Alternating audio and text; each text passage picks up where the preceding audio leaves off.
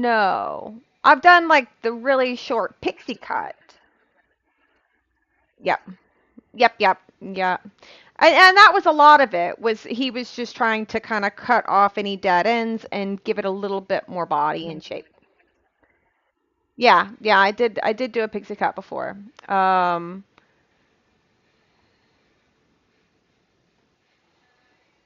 I don't know what I want to do with it. And I don't know like what people are doing these days. Did you? Wow, gotcha. I I had my haircut of like for forever and ever and ever, basically since I was about 14 years old, was always the swing bob. Hello, Jiggly. And then the damn Karens took my swing bob. Um and so now I don't know what to do with my hair anymore because I don't want to look like a Karen. But I, honestly, like my main thought when he did this cut, it's not a bad cut. It's fine. It's fine. But I think it's the same as my mom's haircut, you know? And I'm like, damn it, am I there now? Is that where we're at? We're at the level of mom's haircut. Okay. So, I'm gonna take one egg. I am a grandma. I am a mom too. I just don't want my mom's haircut. I'm okay with a mom's haircut. I just don't want my mom's haircut. That's all.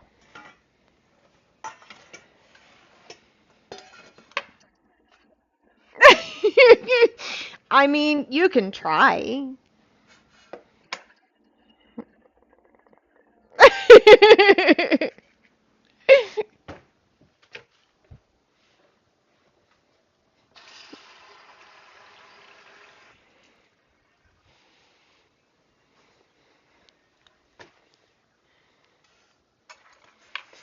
um, but yeah, it's been the kind of week where I came home. Okay, Monday we had the day where I had to deal with stupid uh yeah, some stupid origami guy happened Monday, and then Tuesday was the frustration of trying to have meetings at work to figure out what we're doing with clientele after uh,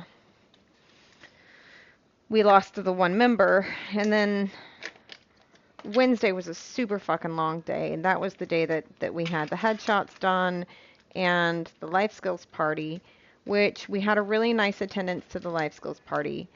But I got so mad that day, guys. I got so fucking mad. Because one of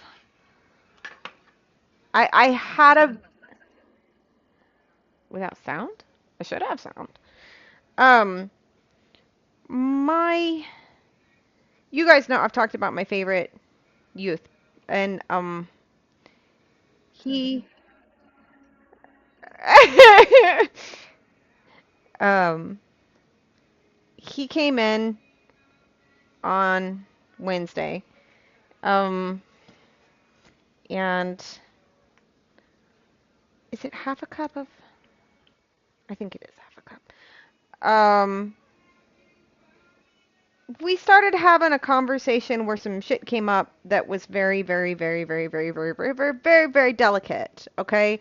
And it's the kind of situation where when someone starts talking about particular topics with you, as someone who knows anything about mental health stuff, you cannot just drop them in the middle of that conversation. You have to bring that conversation to some sort of a concluding point, to make sure that you're sending them out in an okay head frame, you know? Um, and my office door was closed.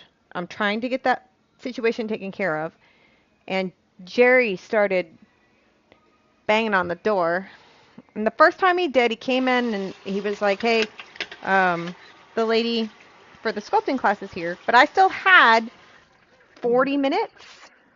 I still had like 40 minutes before I needed to go deal with the life skills course, right? She was there early. That's fine. And I was like, okay, I will be out in a little bit. And he was like, okay, do you want me to leave your office door open? And I said, no, I do not. I will be out in a few minutes. And so then he left, and I'm trying to bring this conversation to a closing point so that I can feel okay about letting the kiddo go. And Jerry came busting back in and was like, I need help. I've got this going on. I've got that going on. I've got so much happening. I need help. And I was like, okay. So I had to really, really quickly try to wrap things up with a young man. And I was pretty frustrated about it. But then the thing is, um, I walked out there and I was like, what do you need? And he was like, well, that lady is up front. So if you can go and deal with her. And I'm like, okay. So I go up front, I meet her, and I was like, do you know why Jerry left you up here? Like, is there a reason why you're not in the back? And she was like, I don't know. He just sort of said he was getting stuff prepped and he left me up here. And I was like, okay, well, I guess I will take you to the back. I don't really know why he didn't just take you back there. So we went back there, and then other than that, he was just like, I I need you to grab some plates and napkins and cups and put them on the table.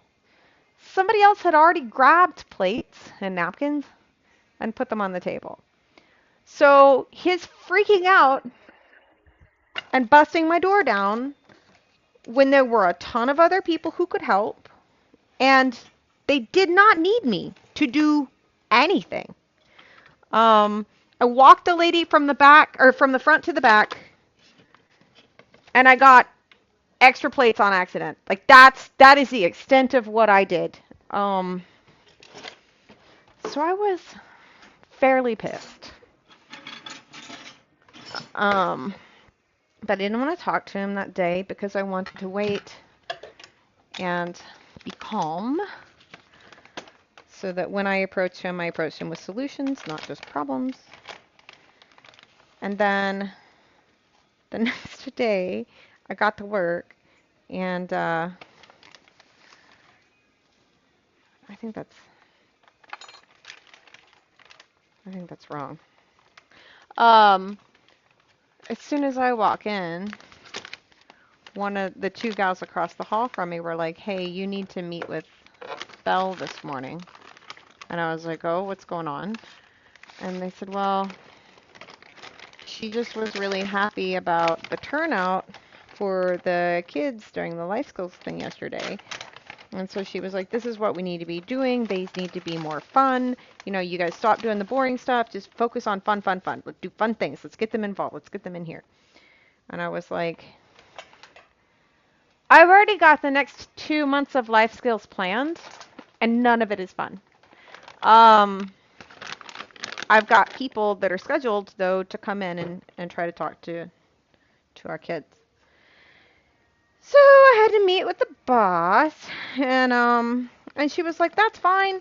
Do the ones that you've got, but add a few more that are fun, and do them outside of work hours, and yada yada yada." It was good. It has been good. When we've actually had people show up and everything, it has been good. And she was like, so she was telling me do it after work hours and whatnot. And I was like, okay, listen, because her and Tate were in my office when we were talking about this. And I was like, the thing is, I know that this is what you guys said you wanted last time. Yeah. I was like, I know this is what you guys said you wanted last time.